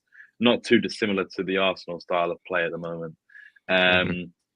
But yeah, look, to go to the actual question, I'm not one of these fans that's happy with backing Ange this far. I mean, I remember after the Coventry game, even the stalwarts of the Ange supporters club were saying, "God, that was pretty shocking." Maybe I am leaning a little bit closer towards Ange out than I had been before. I'm sure, Jack, I remember you saying, you were having a little bit of a wobble at that point. And, a lot of people had decided, okay, look, like, yes, that was shit, but, it can't really get much worse. We've got to back him. We don't want to change, which I actually think is more out of fear. I think it's more just like, we don't want to just keep changing rather than necessarily backing Ange. For a lot of people, not everyone, but I think a lot of people are just like, the argument that I've heard a lot when talking about sacking Ange is, we can't just keep chopping and changing managers. You've got to back someone at some point. And I think that it doesn't actually matter if it was Ange or not. To continue the joke, if it was Big Sam, I still think there'll be people saying the same thing. So I think obviously the injuries have played in his favor, but when you look back, when we had our players, we were still losing, games that you shouldn't be losing, or dropping points, should I say, more in games you shouldn't be dropping points in. And it's all well and good, beating Man City 4-0. If you then go and lose to Ipswich the next week, then what is the point? And look, I'm still not Ange out. I know I am often negative, but I said in a group chat earlier on, I don't think that being negative towards the manager and criticizing, poor play and the poor situation that we're in doesn't necessarily mean that you're the manager out. We've all got standards. All four of us, everyone in the group chat, in the group comments has standards. And I'd say for the vast majority, if you're not feeling like our standards are being massively undermet, then I don't really know what you watch football for, because we're in the traditional top six. Look, it's snobby or not, I don't care. In the last decade, we've been right up there, and to be 13th, maybe even 14th by the time we finish this panel, is just truly unacceptable. And as you said, Dave, and I felt the same way. Our next three games are Everton, Leicester, and Hoffenheim. And I think, if he doesn't win both those Prem games and he doesn't get a result in the Hoffenheim game, I think he'll be gone. Because I just don't think the board will accept that. Because if it's looking like we might struggle to get Europa League, our main way of probably our most realistic option to get European football, and that's even crazy saying it in itself, seeing as we're about to go into the second leg of a semi-final that we're winning, but we're going to Anfield that we historically never do well at. So if we're looking like we're not going to get our most likely way into European football, and we sink even further in the league, the board's going to have no choice. But I think the reason that the board are backing Ange as much as the fans want them to is because they're scared that, one, if Ange goes, there's no human shield to block the hate that they're going to get. But also, let's cast our mind back to when we signed Ange. We were getting turned down left, right, and centre. Harry Redknapp's Sandro would have turned us down. You know what I mean? Like, literally everyone was turning us down. So it basically got to the point where Ange was the best of all the options we had, because there were no options left. And who's to say it's going to be any different this time? And that's the fear Exactly. that, Exactly. Just quickly, I just got quick things to say, and then we'll let Johnny in on it as well. Is look, Boise, I think three reasons. I think one is the fact that we're still in cups. You know, you've heard Spurs fans for a number of years now talk about they want to win trophies. You know, they don't really care too much about the league. Of course, no one ever said they wanted to get this bad, but you know, they did want their priorities on the cups, and I think the cup competitions this season has carried Ange to this point. If we were out at any of them, like if we went out of the League Cup as quick as we did last season, I think, you know, one or two of them Europa League games, you know, the results turned another way. I think you would be seeing a different guy in the dugout right now. Second of all, I also think there's that out there, you know, when we sat Conte, people can say I'm wrong here, but I'm not, because, you know, I just take from what I've seen from the chat, here is people did care about style of football, and Postecoglou brought that to a degree, although you look at what we're seeing lately, it's far off what we saw when he first came here. So, you know, your confidence be waning in that to a certain degree. And lastly, I think, you know, there's many fans, you know, it's been highlighted by the media and stuff like that, you know, that Tottenham keep going through this cycle of every 16 to 18 months, chopping and changing directions and stuff like that.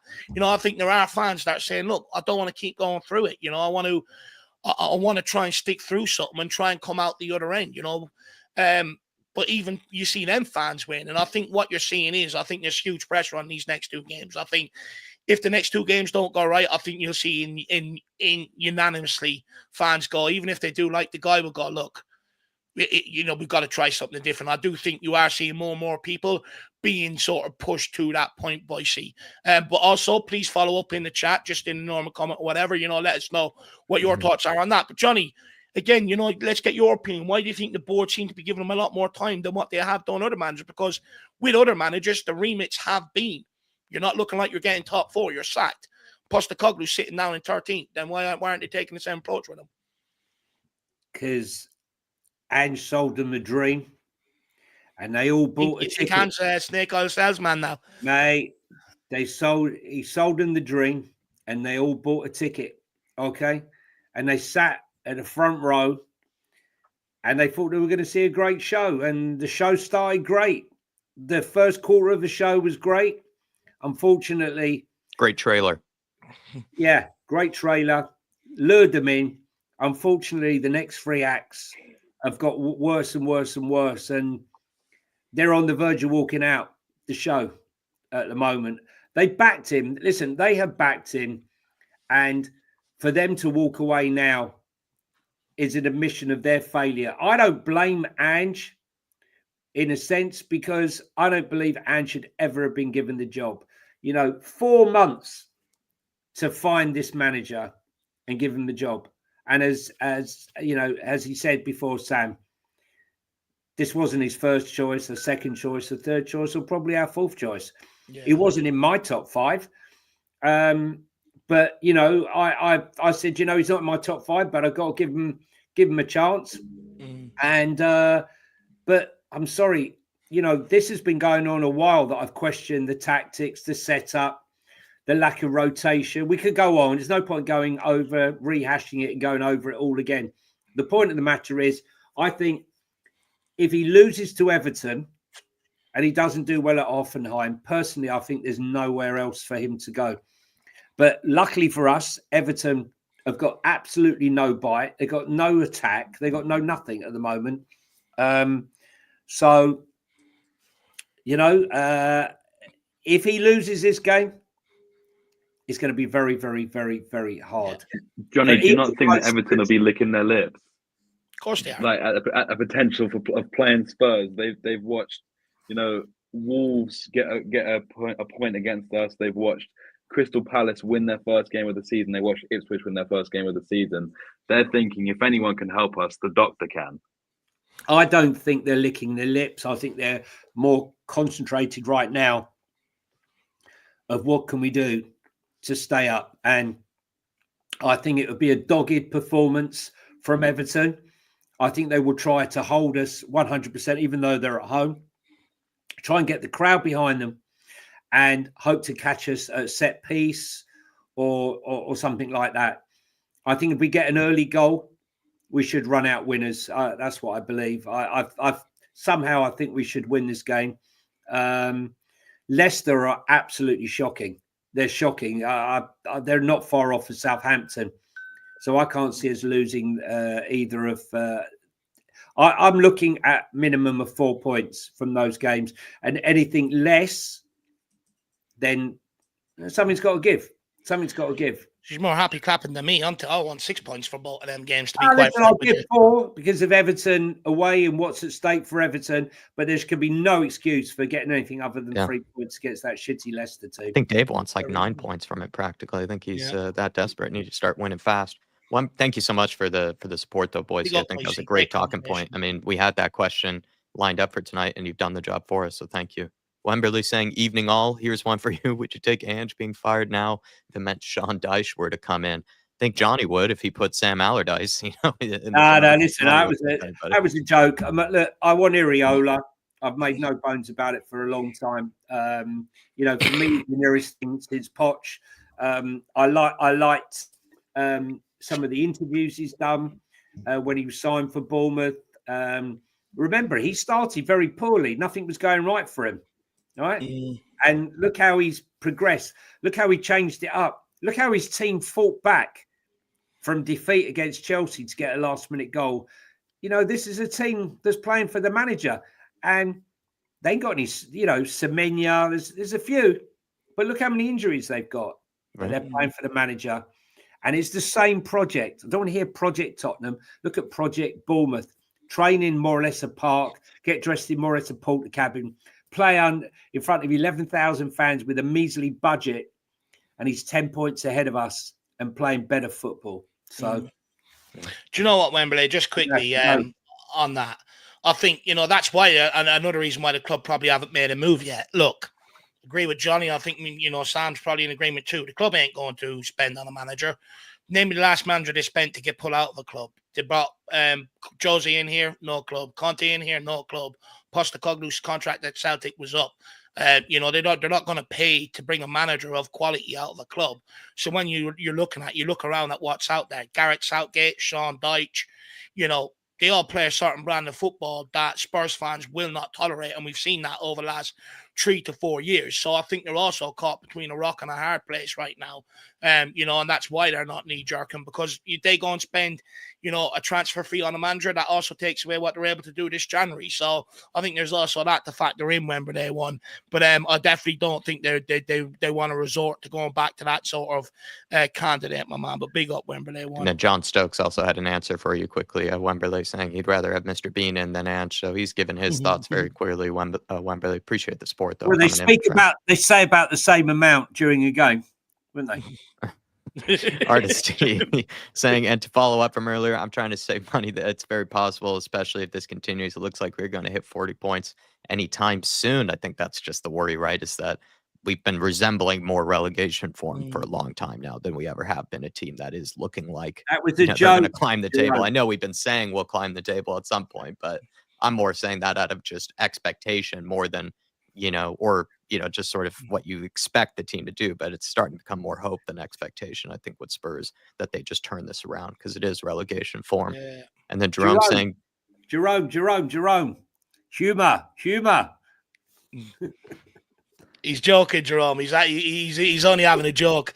I think Johnny should have caveated that earlier. I think many people actually took what you said quite literally and seriously, Johnny, about Big Sam and the relegation fight. I think it sadly speaks, though, to the desperation that some people are reaching, though, with, it's not like Johnny meant it, though, Jerome, but it is speaking to kind of just, people are kind of just done and fed up at this point that, they are just willing to, kind of just take in anybody, take in something, and kind of that's when the, what do you call it, Dave? The levity humor, right? Kind of the gallows humor, as we are very good at Spurs, starts to come in. And I think that's what's happening here. It's hard to accept humor when you're in the mire where we are, it's everyone's serious and stuff like that. But big up Jerome. I do love the fact that he's out there fighting for the club in that regard, just in case there is someone out there that delusional that does think like that. So never lose that spirit, Jerome. He also follows up here, says, since the end of December, the manager has been begging for help. We are now halfway through the transfer window. Where is the help? Kinski is not enough. And I mean, again, guys, we were actually, screaming out to have like yeah. a new signing by even the North London Derby. Some people are saying like, how big of a boost would that have been just to have like a new winger or something like that, a new forward to have available that was actually of any proven quality, or even just somebody that was exciting, somebody that you knew had really good potential and could just be that impact for a game like that. But we didn't even have a new signing by that game. And I thought that was a really good point by some people that were with us for the watch along, Dave. You know, a lot of people were saying that was kind of a letdown to think about. Like, you know, we've had Steven Bergwijn, who obviously went, you know, very poorly, but, you know, we had him for a big game in Man City, you know, new kind of January signing. We've had that sort of before where And a guy Juma. comes, Dan Juma, well, didn't again work out there, but you want to have that false sense of hope, right? That you have somebody that could be the debut impact or whatever it might be, or just something again, just to lift your spirits a little bit before the North London Derby. And the fact that we didn't have any other player to pick from again for this, and we knew it was going to be Brendan Johnson, Timo Useless, or Sonny, the same three that have sadly frustrated us all season. Well, again, Jerome, you know, this brings us on to our Gotta last go, talking Dave. point. Sorry, guys. I'm gonna I have to shoot. Yeah, I'm running about 20 minutes over. Listen, thanks for having me on. Sam, Dave, Jack, thanks for having us. Class as always, Johnny. Thanks for putting up with me out there. And come on, you Spurs. Plug the channel quickly. We're going to put your link in. Tell people what they need to get over there. If you could subscribe to Sean and I, Spurs from Spurs Talk Show, starting a new channel called Football Inc., which is all about everything to do with football, whether it be finance, VAR, refs, transfers, contentious issues, games, everything. It's anything to do with football. So if you've got an opinion, pop up there. Please come and subscribe. We've got a couple of videos up that have gone up already. And any support, much appreciated. And guys, thanks very much. And look forward to seeing you again soon. Sorry, I got a dash. No, thank you for your therapy, Johnny. As always, we value whatever you can do for us. So thank you very much, and thank you for being flexible for me this week. You Spurs. Come on, you Spurs, guys! Make sure you get over, check out Johnny's channel. Football Inc. is in a new venture with Sean Butler, where they're talking all things football, not just Tottenham related. So do get across and check that out. Absolutely brilliant from Johnny. Really appreciate his time. Absolute legend. But this does bring us on to the last talking point of the evening, though. Here, Jerome, and don't worry, Nicoma, we will come back to this, my man. We haven't forgotten you. Is that Jack? You know, the last sort of talking point of the evening is the fact that we needed to act with such urgency in this transfer window. And look, coming into a North London Derby to not have a forward player in is a huge missed opportunity. When you look at how bad we have been going forward, it should have been priority heading into that North London Derby as soon as they got the Kinski deal over the line. It begs the question, are the board losing faith in Ange, despite what publications are leading us to believe, or can Johan Lang not get the job done? For me, the way I look at it, and when I compare it to the summer transfer window, I think Johan Lang can sell the dream of the Premier League to players. And what I mean by that is your Hughes, your Kinskis, players like that. But what I think he struggles to do is sell Tottenham Hotspur to players. And I think that's one thing Paratici managed to do very well, pulling players out Juventus and stuff like that. I'm yet to see that from Johan Lang. And I don't think he's able to sell Tottenham Hotspur to the right players that we need to come in and help the situation. So I do think that's why we haven't got deals done in. Even if we had a new manager coming into this January, I still think we'd be in the same position. I just don't think he knows how to sell Tottenham Hotspur to players. And I think it comes back to a point that I think Johnny or Sam made earlier on in the show. You know, what players are going to want to sign on the dotted line right now, not knowing what's going on. But if you remember, Paratici had that under Conte a few years ago, but he was able to get two guys in from Juventus, bam, bam, there you are, and it really kicked us on. And I just don't think Johan Lang has that ability to sell the project at Tottenham. So I think that's where we're being let down in this transfer window, to be quite frank with you. I mean, I think Ange has been continued to be sold short by, that's, I guess, conditional on who you think it is, right, Dave? Is it Lang that's selling him short, or is it Daniel Levy that's selling him short? Of course, it's a combination of the two.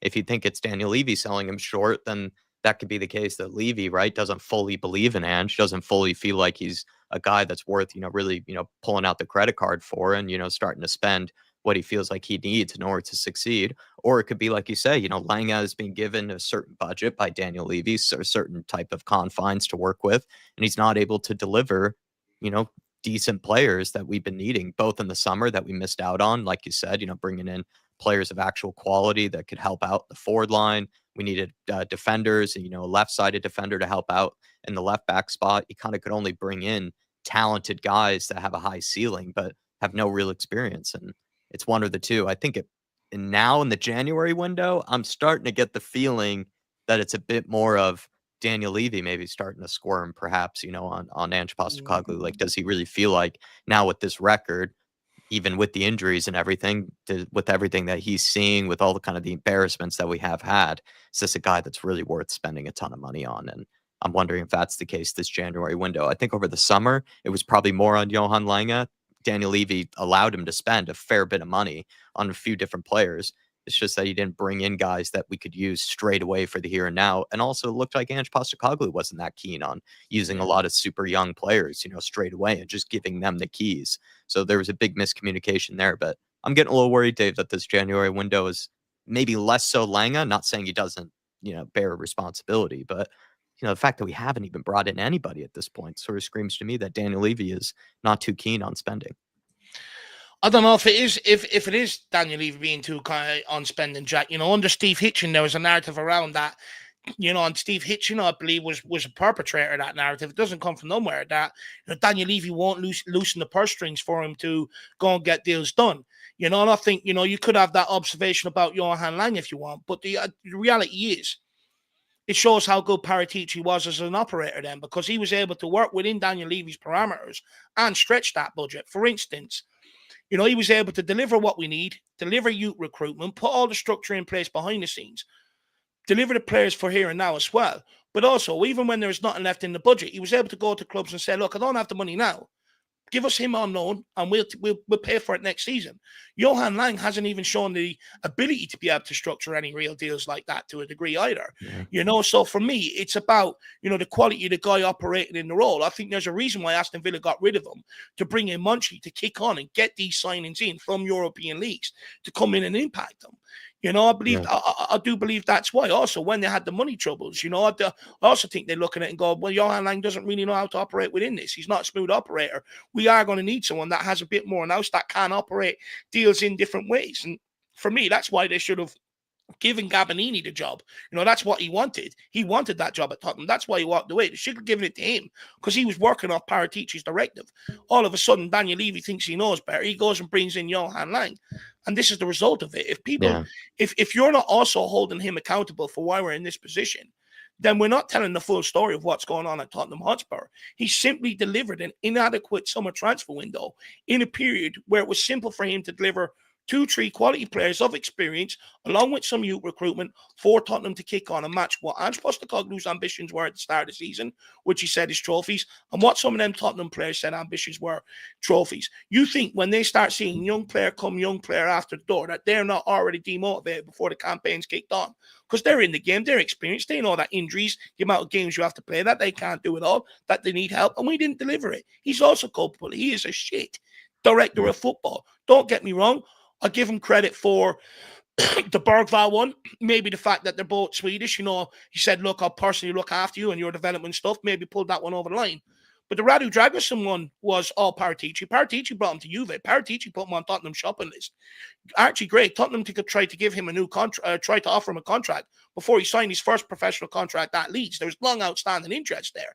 Some of the signings that he's making ain't his directive. Yeah, he's leaning on, What's leaning on even previous contacts. And no, I think he has been already sold short this window. He already needed people desperately by like January 3rd, 4th, 5th. He needed more than Kinski, Jerome, and he hasn't been given it. I think we have to move on through some more of these here, and then we'll kind of get to the members' comments and wrap this show up. Thank you for all the support, everybody, today as well. And smash the like button if you have enjoyed this. In a coma, Dave saying, all I know is as soon as we get a center back, Gray and Bergvall need to start in the middle because the others have no hunger. I think Sam, probably needs to get in on this. I mean, Sam, do you feel like Sam, let him in. Sam, Gray, Bergvall, Darkson G mentioned this the other day. Perhaps silver linings in all of this injury trouble, that these guys have actually stepped up and starting to become fan favorites and are kind of showing that they can maybe handle the Premier League, Gray and Bergvall and others. So would you like to see more of them, even no matter what happens to Ange? Yeah, definitely. Would you say there's silver linings during this injury period? Those two? they're very faint silver linings, not for any fault of their own, but because we're just in such deep shit right now. I can't. We've said it, like a lot of people have said it before about, you know, players getting the chance to thrive. It's all about luck, right? I mean, Yeah. whatever you think about Mason Mount, right? He only really got a chance at Chelsea because they couldn't sign anyone. They had their transfer window ban, so he suddenly gets time. And you know, there was a while where Chelsea fans were, you know, saying he was better than Dele Alli. Obviously, I don't buy into that. But you know, it's all about luck for a lot of these young players coming through.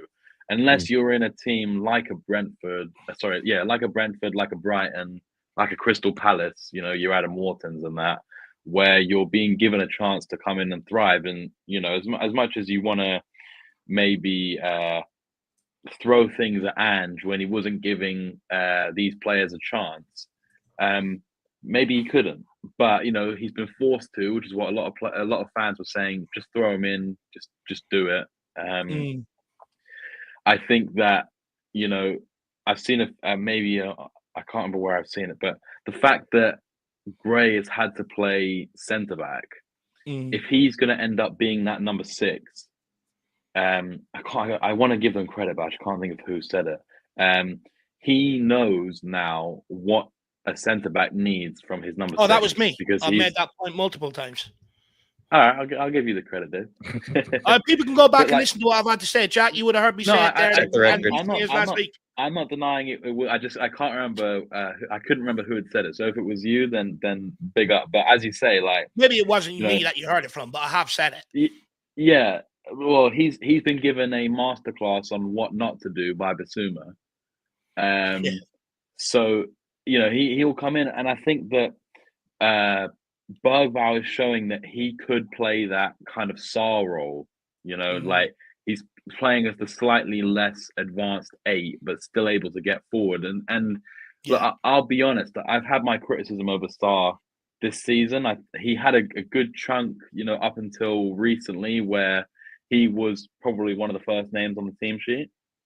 But I've always maintained I'm not really sure what Sarr's best position is, because I don't think he's particularly creative.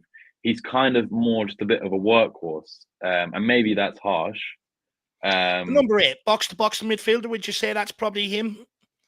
Yeah, I think so, yeah. But I think that from what we've seen of Bergvall in the last, like, 3 games, he's got the engine to do that. He might not be maybe as fast or as physical as Sarr, but I mean, he's 18.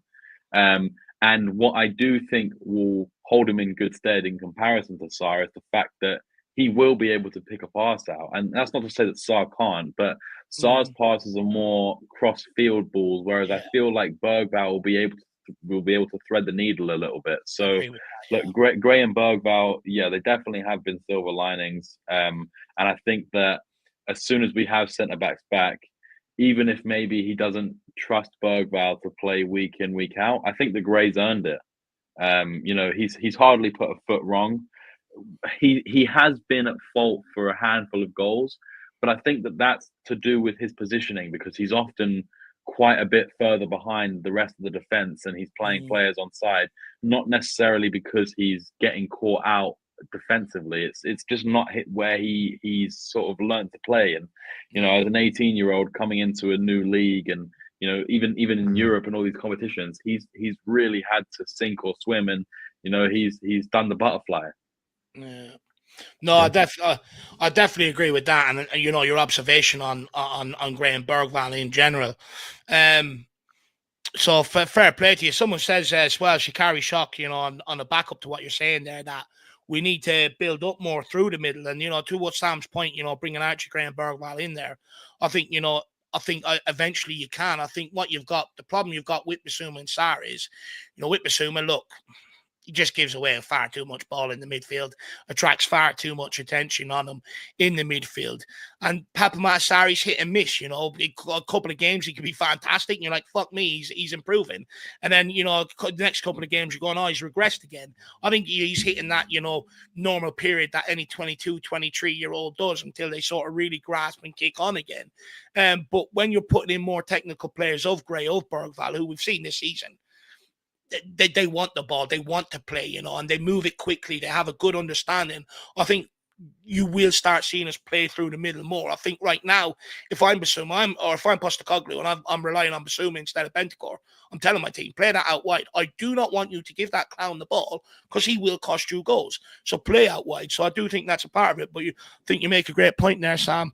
Big up in Acoma, my man. Really appreciate the support. And look, I think the kids have been the brighting light, but I also would say it's a concerning problem then because right.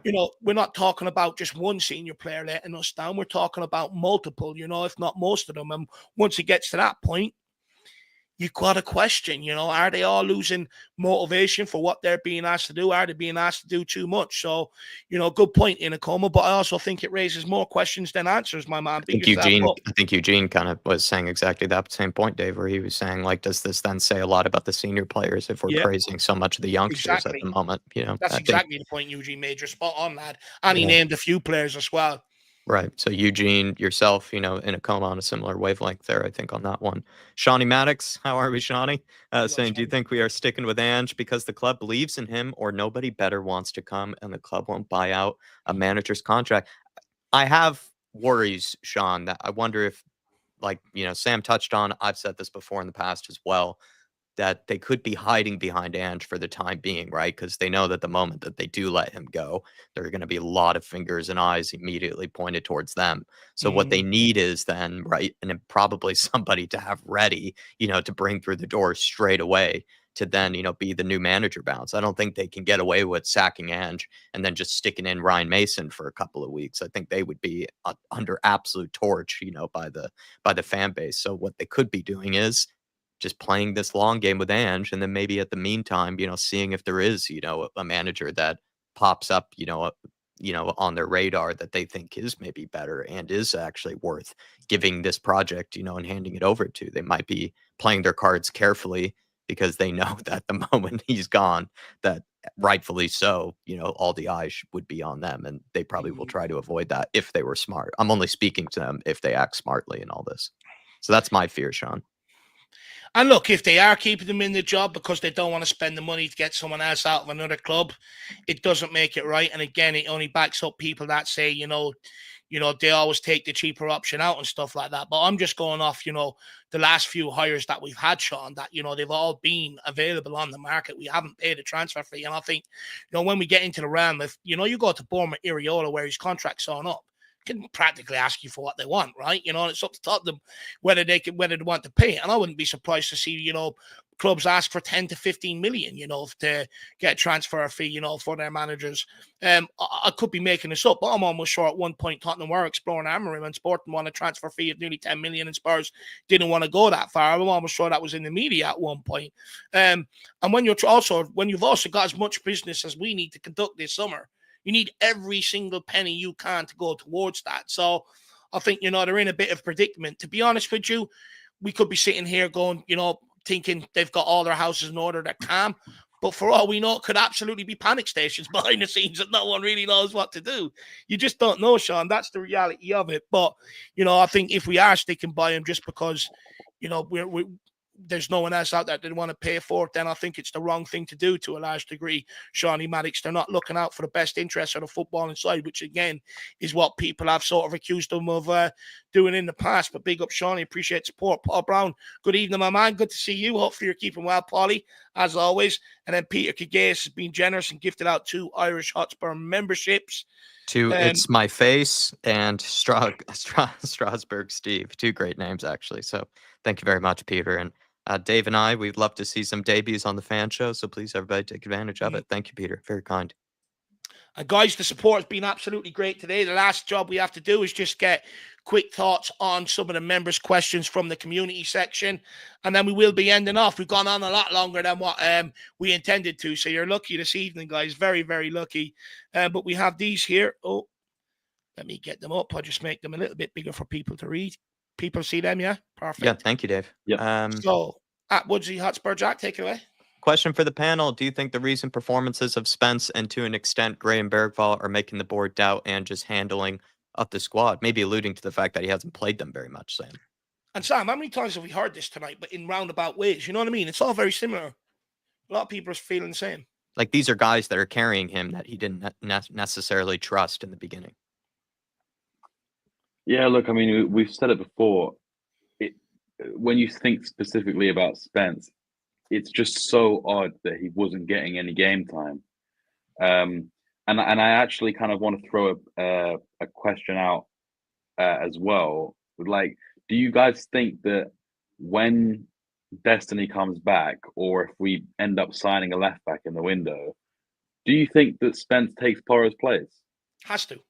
Yeah, has to. Well, Sam, the way I look at it just quickly, right, is he's given away the ball as much as he is. It's counterproductive to what Postecoglou's trying to do in terms of playing out from the back and playing this in possession football. But also, because he's such a target defensively and he's not doing anything to alleviate that pressure, he's also killing you the other way. So at what point, when you look at it and go, he's killing you both ways, at what point do you just keep ignoring the problem? You've got to change and you've got to bring Spence in, I think. Yeah, definitely. I'm not going back to the question. I'm not 100% sure the board think about it that deeply. Like, let me just read it again just to make sure. Do you think I think with the youngsters, there would have been pressure to play more academy prospects, which I think is why you saw the likes of Mikey Moore and Donnelly getting game time towards the end of last season. Because I don't think that they would have probably got any game time if Ange had the squad that he wanted, or if the board weren't saying something, because they want to return on their investments. Yeah. So I don't know. I think that there's so many factors that are leading into the board potentially doubting Ange. I worry a little bit that if every game that we lose, the board we're gonna hear in the media that the board 100% wholeheartedly are behind Ange. Are we now getting into that point of a vote of confidence? 100%. Where it is the beginning of the end. 100%, yeah. And I think, look, when I was growing up, as soon as a club came out and gave you that backing, it was all of a sudden, a vote of confidence. If things don't go well over the next game or two, you're gone. All of a sudden, now it actually somewhat, to a certain extent, actually means they're backing a player, which is absolutely madness. Again, I keep thinking about changing from when I'm growing up, that I've been sold a lie. That's another one, actually. But, I think it is getting to that point, Sam. I think you're absolutely 100% correct there. And then thank you for the question, Woodsy. The two Marks Talk Tottenham question. Lucas Bergvall, your thoughts on him being left out to dry in the second half due to the substitutions? Big enough for the lad debuting, but second half was dropped right in it. First of all, I'm going to be making an appearance here. It's Mark Cook, longtime member of the channel. It's his channel. I'm going to be making an appearance here. As soon as I'm finished here, I'll be popping over there for a little while. I said I'll help them out and come on for a little while. So if you want to follow over, make sure you do. But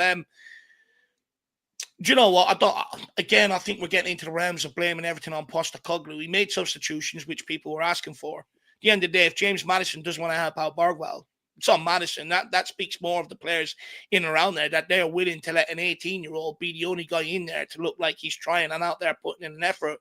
With Kulu, I don't think it's effort related. I think he's just run himself into the ground because someone like Maddison, can't get himself onto the football pitch and produce, a decent standard football, which if he could, he would actually help alleviate some of the problems. So I actually don't blame Postecoglou. I'll put it all on players that don't want to pull the weight right now. And any others, Dave? Or no, that's it. All right. Well, thank you so much, everybody, for all the support today. Thank you for sending in those members' comments. If you did want your questions answered in a specific way at the end there, certainly welcome to take advantage of it as a member. Sam, thank you for sticking with us as long as this stream has gone on. So much support that's come in today. So thanks for answering the super chats It with us. shows Thanks for that answering people are all our people. questions. So great job, Sam. Sorry, Dave. No, it just shows that people are enjoying it a lot more. They're enjoying what Sam has to say and that, so they want to keep him around longer. Any final words from yourself, sir? Yeah, I didn't say it earlier. I feel like that game yesterday came down to, yes, the sort of desire of the Arsenal team wanting to win that game more than us, but I think it came down to quite like a pivotal thing that's been going on for a long time at Spurs. At least the last season and a half.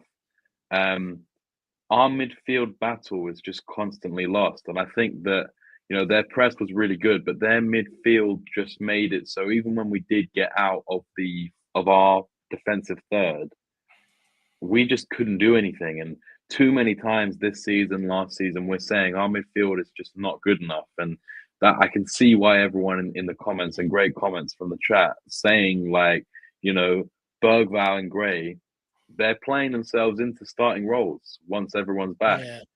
Because and I think that as well, I think Bentancur was a massive miss yesterday. Because I just think he would have brought a lot more composure into the game, and I think you would have seen him starting over one of those two midfielders. He would have definitely been in there. So disappointing, but thank you everyone for your support. I know it's obviously a tough time at the moment. My manager at work is an Arsenal fan, and I thought I'd managed to escape a whole day of no torment, and then right at the end, he called me out for a chat. I was thinking, oh God, I'm getting in trouble, and there it was. How'd you get on last night?